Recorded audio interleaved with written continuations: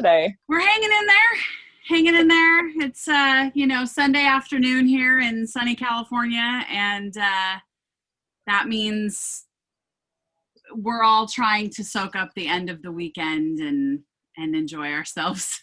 Let's start a book chat. I want to talk about what gave you the inspiration. One, why did you want to start writing? And what gave you the inspiration for your first book, Haunted, that came out in 2014?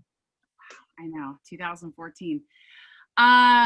So I've told this story a few times, but the main reason I started writing was not because I thought I was going to become an author, but I had been through a severe illness, and I had a really horrible situation happen at work, and it was just a really kind of bitter time in my life, and I needed to do something, because when you're a parent of two small children, you kind of can't just be bitter and negative, right? Like you have to find a way to survive and continue to be positive. And so I started writing, and the first book that I actually started was in 2009, and it took me 3 years to finish that. And that book actually came out this year, and that was Healer.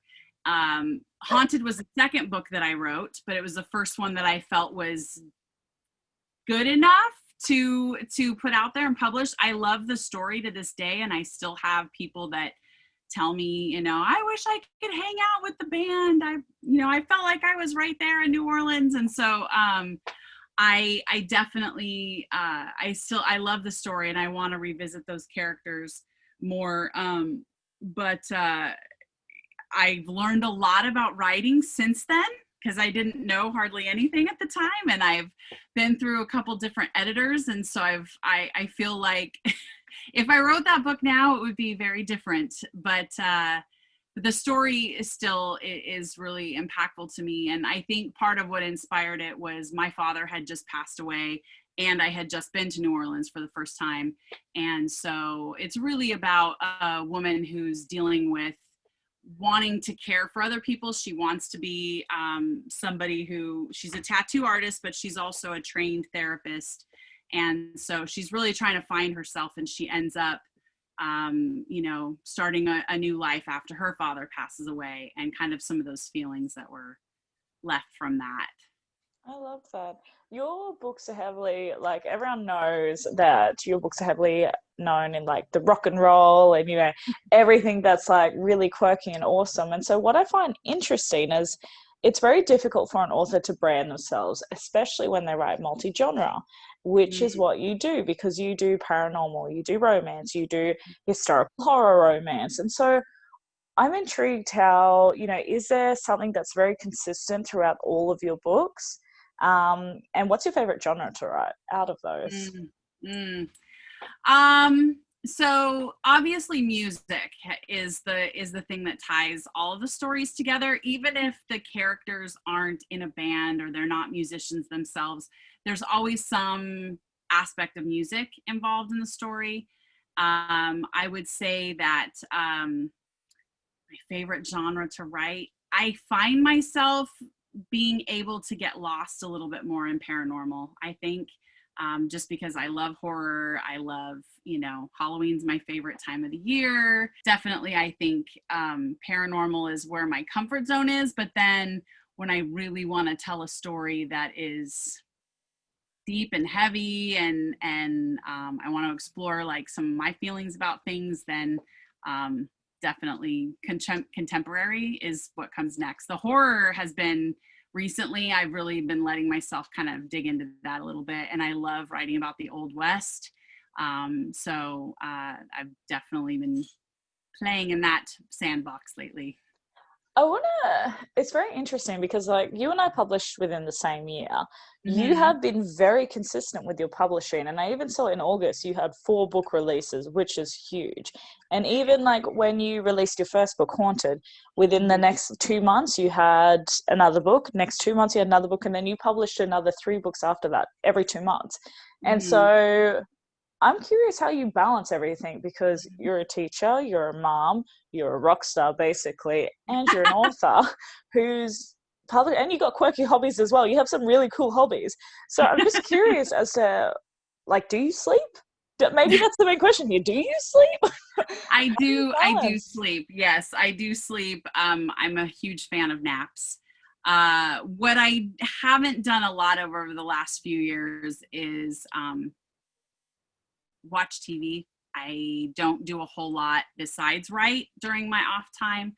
So I think that's part of why I was able to. But the 4 books in August were re-releases that had come out previously. So they weren't new. Oh, I will okay. say that. Yeah. I left my publisher in the springtime and I got my rights back. And so that's what those books were about. I got new covers and I put them back out under, my publishing brand. And so that was where that came from. And also when I published Haunted, I had already finished writing the rock season, and I believe I had written the first teacher book also. So I had those books written before I published Haunted, because I had seen at the time that was kind of the pattern that other authors were doing, that they were releasing about every 2 months. And so I did that. I think the other thing that is that you would consider is, I don't write, not all of my releases are full lengths. Most of my paranormals are novellas that are between 20 and 40,000 words. And so that I think that's a big difference, right? Like, you're not writing a 90,000 word book every 2 months. But I'm curious, because you just mentioned a publisher before, and now you've Yes. gone in brand, so you've got your own publishing company. What Mm-hmm. decide to change from them to going to yourself? Was there any particular reason for that? Yeah, it was a pretty public issue that happened with my previous publisher last fall. Really was kind of all over social media. I chose to, it was a hard decision. I certainly never imagined that I would leave, but when other people weren't getting paid and the communication stopped and my payments were kind of not regular, I finally made the decision that was what was best. And it was hard, and I still question it. It's different when you're with a traditional publisher, especially one that has a core group of readers. So it was hard, and there's still some days when and the people were wonderful. I had nothing but, great experiences working with them, but they were going through some struggles, and I stayed as long as I could. And I feel like there were other people that were being hurt that needed to be taken care of, and me being there was not supporting that.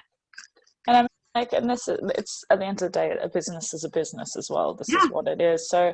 how are you finding the changeover? Because, was your traditional publisher doing a lot of the marketing for you? But with that said, you've also been very hands-on as well. You're very interactive with your readers. So have you found on your behalf it's added much workload, or it's pretty much consistent? Well, I had self-published for 3 years before my first book came out with them. So I kind of knew what I was getting into when I took it back over. The difference is there's a few other things that they were able to do for me, but I still did a lot of my own marketing. I hired my own blog tour company to take care of that kind of stuff. I have different people that help me with different pieces of marketing. Marketing is hard for anybody. It's definitely not my favorite. I am still waiting for somebody to drop that magic formula for Amazon ads and Facebook ads in my lap, and it hasn't happened. I'm still waiting, but I've done a lot of. I've tried this year throughout the crazy pandemic time to take some classes and workshops and stuff and learn a little bit more. I'm still finding that's a place that I don't want to spend my time. I would rather spend my time writing the little bit of time that I have. Assuming that is the most challenging thing as an author for yourself, which is the marketing, which is the answer for a lot of authors, Yeah, what would yeah. you say your biggest accomplishment has been so far? Well, I used to say that it was getting a traditional publishing contract. And then that book went on to win an award with the New York City RWA chapter last year. Yeah, December of 2019.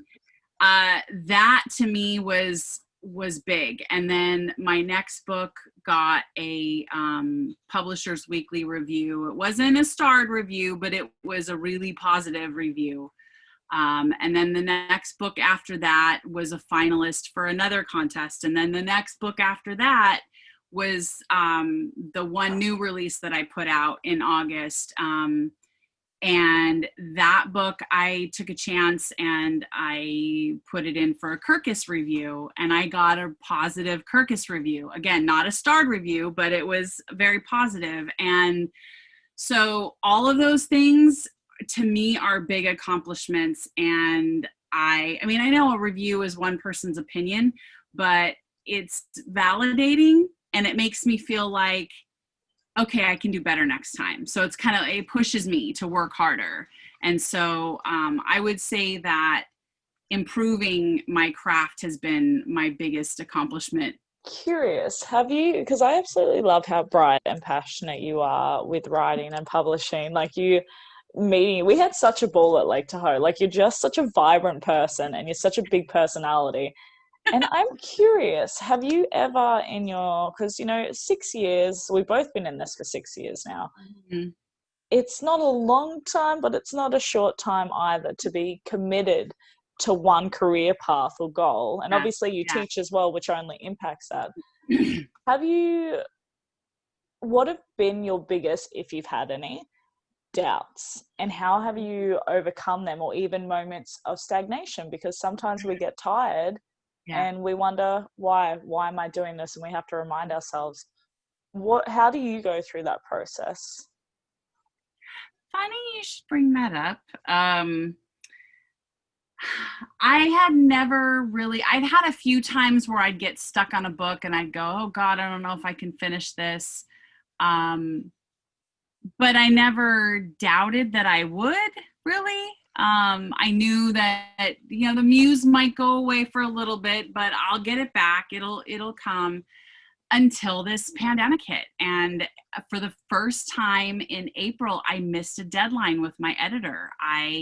The book wasn't finished. I had to ask for an extra week, and I was devastated. I was like, I had, I guess, prided myself on always being responsible, and because even though I do stuff myself, there's other people that are relying on me, especially my editor. Like, expects me to be on time because that's how she gets paid, right? And if I'm late, then that means that somebody else's time might be impacted. So that was hard. And then the next book that I turned into her kind of really missed the mark. It was something that I was writing for a specific project, and I didn't get it. It wasn't what it needed to be. And so that was disappointing, because I do like to test myself and try to write different things. I still have this fantasy that I'm going to write a category romance for Harlequin at some point. I'm not sure why I want to do it. I guess it's just to have that accomplishment and to prove to myself that I can do it. So to have something kind of miss the mark was like, oh. So I know I can fix it. It's not like it was a wash or anything, but it just it was tough. And then the next book was due in September, and a week before it was due, I was ready to chuck it and say, I'm taking a break for a couple months and I'm not going to write anything. I'm not going to publish anything. And then Reagan Kubicek, who is my cover illustrator, We've been friends for about the same time since I've known you. She's a fellow Australian, and she is a brilliant artist, and I somehow managed to talk her into drawing covers for me. And I turned on Facebook and there was her drawing. She had already started drawing the cover. Was like, isn't this so cute? And I went, oh my God, I can't stop. I can't stop. I have to finish this book because this picture is already almost done, and I would be letting her down and I would be letting my editor down. And so it pushed me, and I finished the book, and I actually am really happy with it, because I feel like it achieved what it needed to achieve. And that's Fang Me 3 Times, that comes out at the end of October. Yeah. I always find it really interesting because, like, for myself as well, but other author friends as well, and we all get to a point where, because it's something that you need a lot of discipline on, and it's also something where you're managing so many things at once that you don't feel like you're really achieving anything at all until you take the time and go, oh, look at everything that I've done. But especially if you're trying your hand at different genres as well, it can be very, like, if you just don't connect with it as much, like, every book is different. And I found I've written books and I'm just like, I'm done with this. Like, I'm so bored of this. I'm bored of these people. This book's crap. And then I'll, leave it for 2 weeks and I'll read it. I'll be like, oh, I'm so funny. Like, that's great. I'm like, why do I think I'm a terrible writer? This is great. But when you do get to those moments where you're just like, I can't, like, this is exhausting. And it's never a point of I'm giving up, because that's not even like, we may be slightly dramatic and be like, that's it, I'm throwing in the towel, I'm done. We are artists at our core. We're like, that's it, I'm done. I'm totally done. But then this weird thing happens, is because we're working so hard constantly, and you can only get somewhere when you're working hard, is my personal belief. And you take a step back, I usually find a small opportunity will come out of nowhere and just sit in your lap. And it's like the little mouse that, like, your cover artist is like, oh, hey, do you want this? Do you want it? And you're like, yeah, I want it. I'll grab it. Okay. Yeah. You're right. There's always been a little something that, and it, even for me, it could be, I log on to Facebook and somebody says, oh my God, I read this book and it was so, I really liked it. And or I get a message from like one of my beta readers that I wasn't expecting, and they're like, oh, this was a great story. I really had fun. So you're right. Like, it's an opportunity, or it's that little bit of validation that you need to kind of give yourself a little boost and be like, okay, quit with the dramatics, like you said, and just get on with it. In the meantime, I'm still querying. I have a couple projects out. I'm still trying to make another connection, because I like being hybrid. I like having, a traditional publisher and doing stuff on my own. But that's another time suck, right? Like, that's another thing that takes valuable time away from writing is making those decisions and the reaching out and stuff. And I don't have an agent. I'm not as actively pursuing it as I could, but I also don't have anything full length right now that hasn't been out for a while. Like, I have one project that I've gotten a few rejections on, and it's out with a few people. So once that has kind of made its way through the querying slush pile, brigade, then I need to come up with something else. And so, but at the same time, and maybe you have experienced this too, is like, I have book series that I've started that people are like, when's the next one coming? When's the next one coming? And you're like, but I need to be writing this now, but I need to be doing this now. And so the time really gets away. And, I debate about whether or not I should, maybe take some time off of my day job and see how much I could get done. But I also know that I do better when I'm busy. And when I'm not teaching, I tend to, like, all of a sudden it's 3:00 and I'm going, what did I do with my day? Where, I've written, 500 words today, and that's not acceptable. So, so yeah, cause you would think in the summertime, but there's way more distractions in the summer. So I don't get as much done. It's so fun. You remind me so much of me. Like I want to say in like our work ethic with it, because like the things that you're saying when it comes to like, and I'm disappointed in myself if this doesn't, I'm just like, oh my gosh, it's me. But I think it's, that's why we connected when we met. yeah, I mean, we only got to hang out for, a few hours at night and a few hours at the signing, but I felt like we connected. And as I've watched your career and I read your posts and I've seen all of your adventures, I see that about you, that you have a very, strong work ethic, and this is important to you.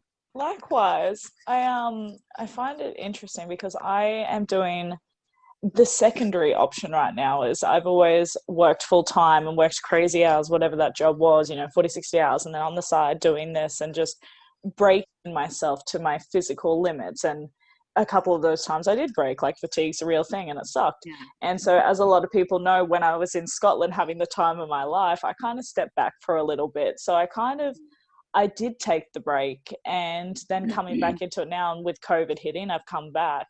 And instead of going out to pursue another job, I'm like, you know what? Let's make the most of this time. Let's get Yeah. in there and let's see what can happen full time. And the thing is like I'm not earning like a full income or anything like that. Like I'm nowhere near that. But Mhm. I'm not like I'm cleaning up my previous works as well. So I'm working on every 3 months a previous series that I've already done. And as you were saying before, people are messaging me saying, hey, I've been waiting 5 years for book 3 in this series. And I'm like, I know that I'm a terrible person. So Thank you am for being I. so thank you for being so kind about it. And that's the thing, is because we follow our muse, and I've made this Mhm. mistake and I've learned from it. But when I first started publishing, I was going with whatever characters or whatever story was flinging itself at me, because I was so excited and Mhm. passionate. So I would tell their story. But then I inevitably started 5 different series at once. Yep. And so I will never do that again. So for anyone that's watching, that's what I'm doing now. I'm finishing off all those series and then we'll start on the new. But I have Yeah. like 5 different projects happening. I want to talk a little bit about querying and pitching to agents and traditional publishers, because currently I have a side project, which is a genre I don't usually do, and I'm pitching that off to agents. And so it's an Okay. interesting route, because I'm like, do you go an agent? Do you go straight to the traditional publisher? But then, of Mhm. course, I have friends who are saying, yeah, but that's money you're sitting on, Kaya. Like, you could just publish it yourself now and make that money. So there's Mhm. a lot of things to consider. What made you want to go straight to a traditional publisher? And how long did it actually take you to obtain a traditional publisher when you started Mhm. pitching? Okay. So that's a really good question. The first 2 years that I started publishing, so it wasn't until 2016. So I'd been published for 2 years when I wrote Hurricane Reese. And I decided, I had been following Carina Press really closely, and one of their editors had a call out for, I'm looking for a male proximity romance. And I was like, oh, that would be really cool. And at the same time, I was taking a class with Rebecca Hunter, who's brilliant. If you ever get a chance to take a class with her online, she's brilliant. And she taught this great class that was, how did she put it? It was basically examining best-selling novels for their kind of, what was the author's formula for success. And not like you're stealing a formula from a book, but like, let's look at this book, and here you have a power differential, and you have this kind of a setting, and you have this kind of a character, and let's take all those components and then let's make our own story that's based on that. And so that class, we ended up at the end of it with 5 different short story or story starts. We started, the first chapter of 4 or 5 different stories, and that story turned into Hurricane Reese. And so that was in the fall of 2016. And then in January-ish, I think, of 2017, I took a class called Query Mastery with Rachel Stout, and it was semi-connected with the New York book editors. And it was expensive, but it was great because you work through the modules and you kind of learn how to pull out the key components of your story. And because I was always that person that people be like, oh, what's your story about? And I'm like, well, there's this guy, and then he meets this other guy, and then one of them does this job, and then they do that. Like, I didn't understand the elevator pitch at all. So through this class, I learned how to do that. I learned how to figure out what are the core elements of my story? What are the things that I need to bring out if I'm trying to sell this to somebody? And we learned how to write query letters, and we learned the basics of synopsis and all that kind of stuff. And we had a weekly phone conversation with her, like a group phone call. And it was great. I learned a lot from the class. And so when I went to RT in Atlanta that spring, I pitched to my publisher and I pitched to an agent.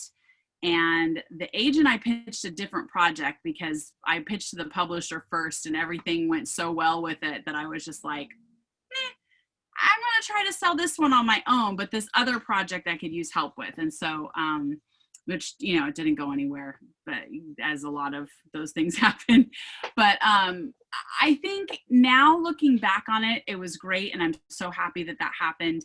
And for a long time, I was kind of like, well, why would you get an agent if you were able to pitch directly to an editor? But here's the difference, okay? One of my very good friends signed with an agent this summer, and I'm super excited for her. Her and I are similar in the sense that she definitely has a bit more of a following than I do, but we write a bunch of different things.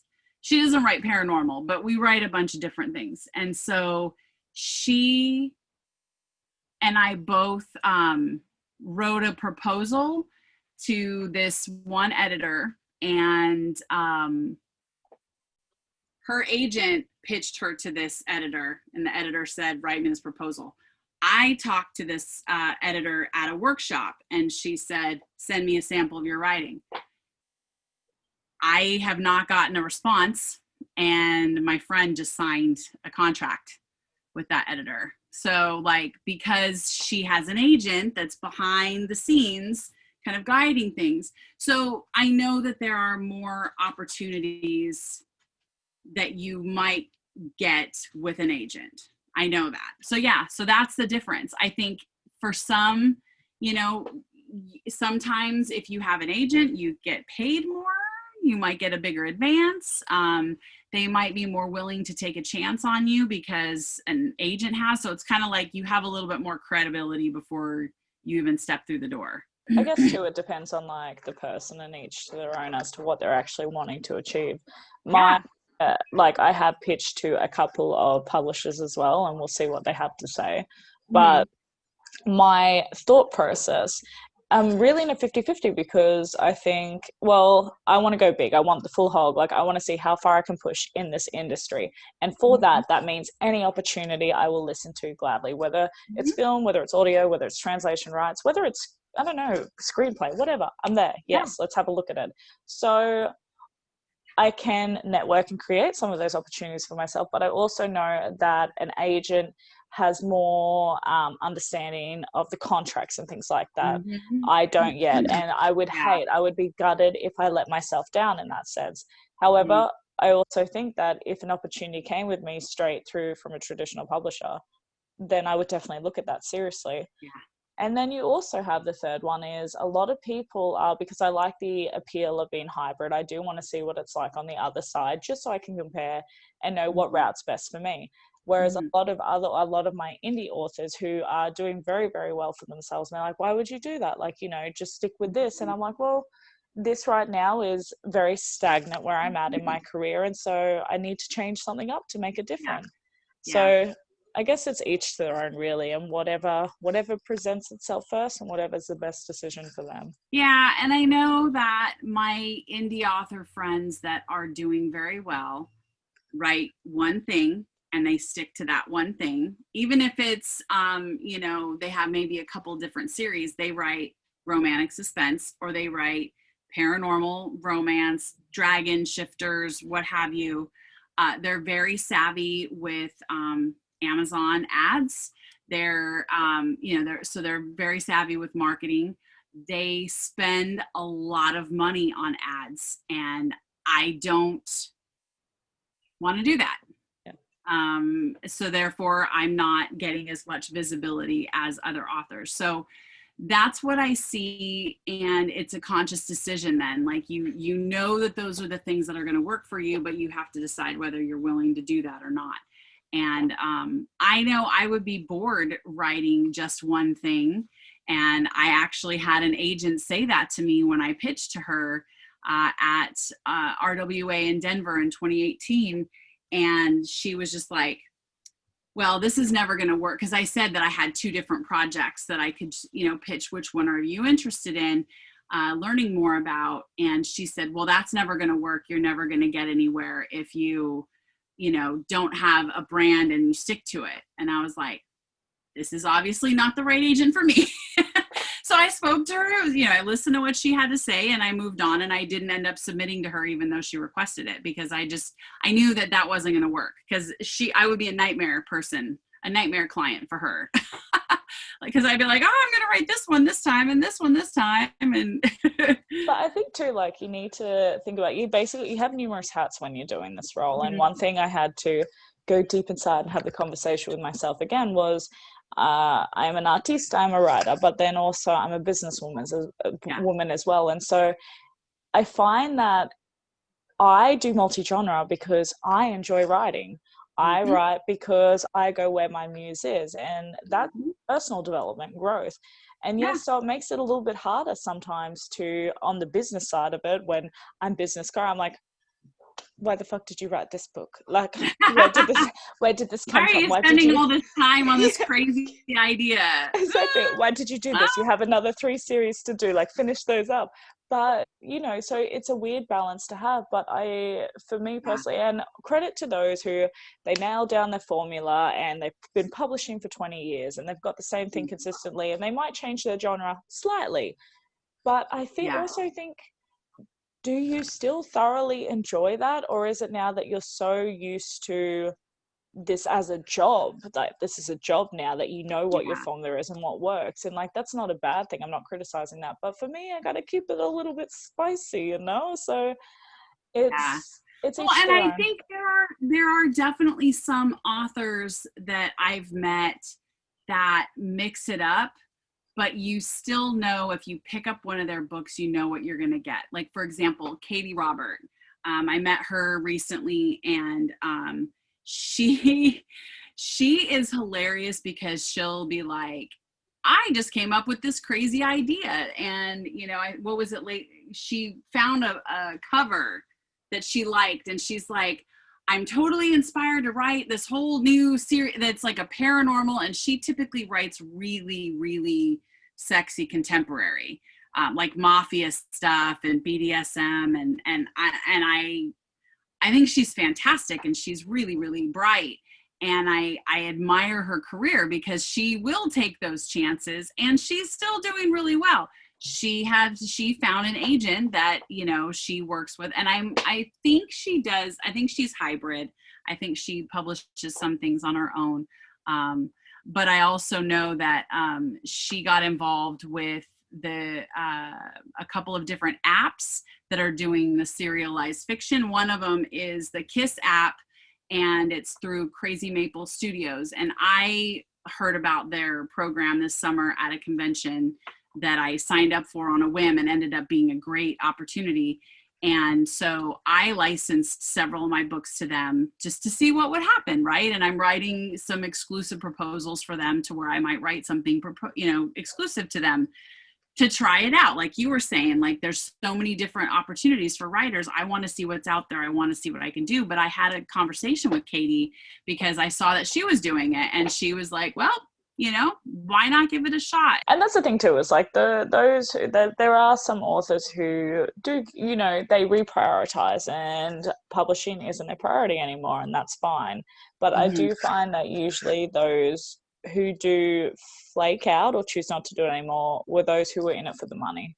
And so if you're in this position because you love writing and this is what you do, then either way you're successful at what you're doing, because not only are you doing what you're passionate about, you're also putting yourself out there and publicizing it, which is an amazing feat. So wherever that takes you, all the credit to you. Sometimes I think it's the money, but I also think that for some people, it's they take the not the failures, they take the negative aspects of it too much to heart.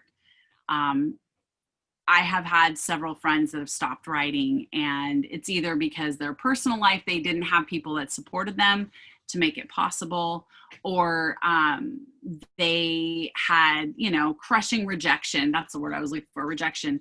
You know, they had rejections that just made them feel like, that's it, I can't do this anymore. I can't keep putting myself out there. Or they get those dreaded, you know, 1-star reviews, which to me, I'm like, yeah, bring it. Too much swearing, too much sex. You hated it. Yes, that's the best, you know, advertisement I could have.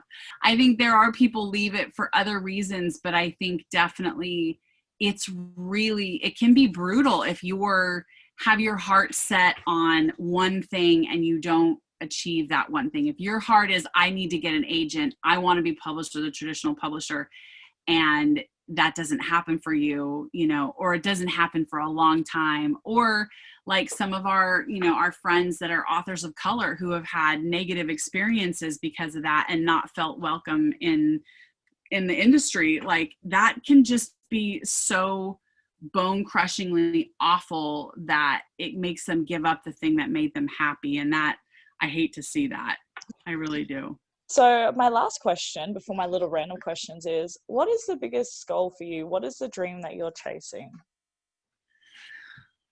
Well, I certainly would like to, at this point, my biggest goal is to be able to continue doing this. I want to continue pushing myself to try different things. I'm going to write that perfect category romance someday for Harlequin. It's going to happen. Yeah. It will.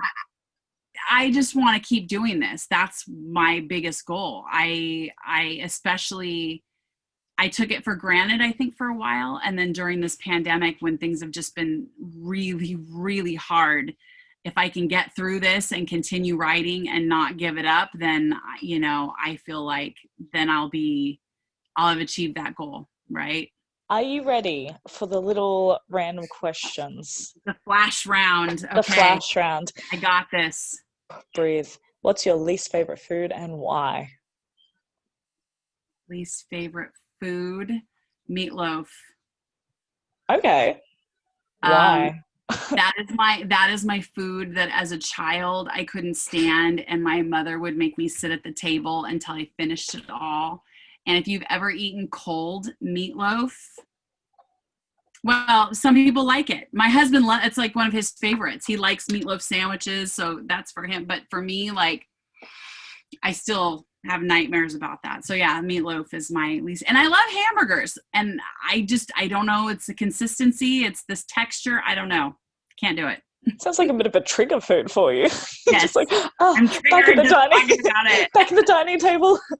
Yes. What is something that you're terrible at? Singing, doing dishes, ironing?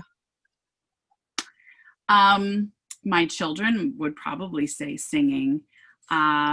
I am definitely terrible at,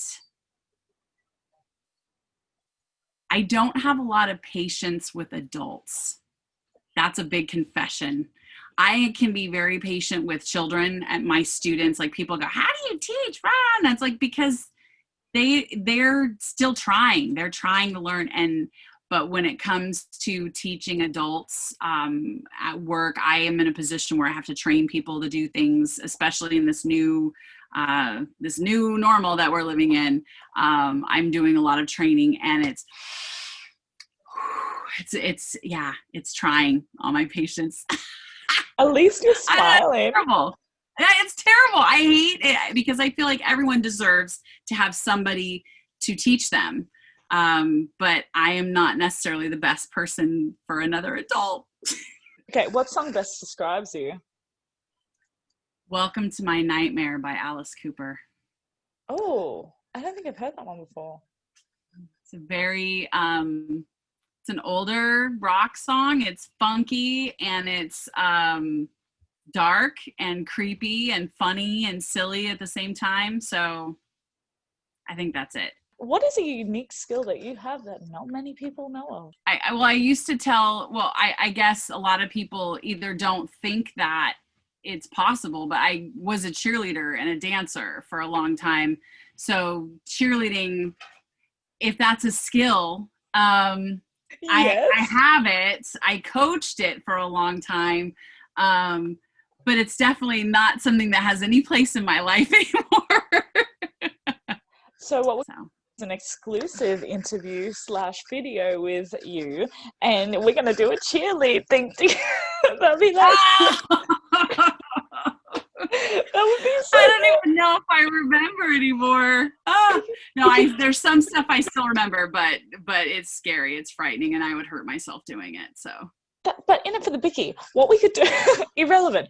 What we could do is we could do like a little unison cheer for the writing community of those who are having a hard time in writing, and the muse isn't coming, and we can do backflips, and Mickey, you can do backflips, and I will cheer on the side. Okay. Backflips. Did I mention the whole hurting ourselves, right? Like, I mean, you are much younger than me, so you don't have to worry as much for the physical aspect of this. Optimism has no bounds. We need to be optimistic. I want nothing but good energy going into this road. Got it.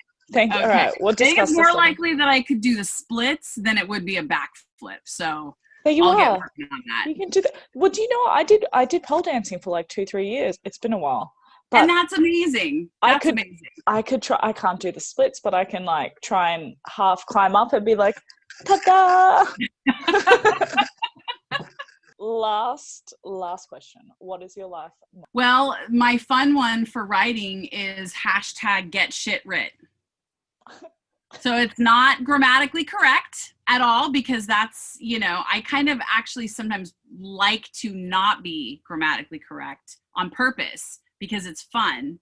But it's also just very clear. Let's do it. Let's get it done. In my personal life, everyone is here for a reason. And for me, my reason has always been to do what I can to make this world a better place. So I know that's cheesy and I'll get out.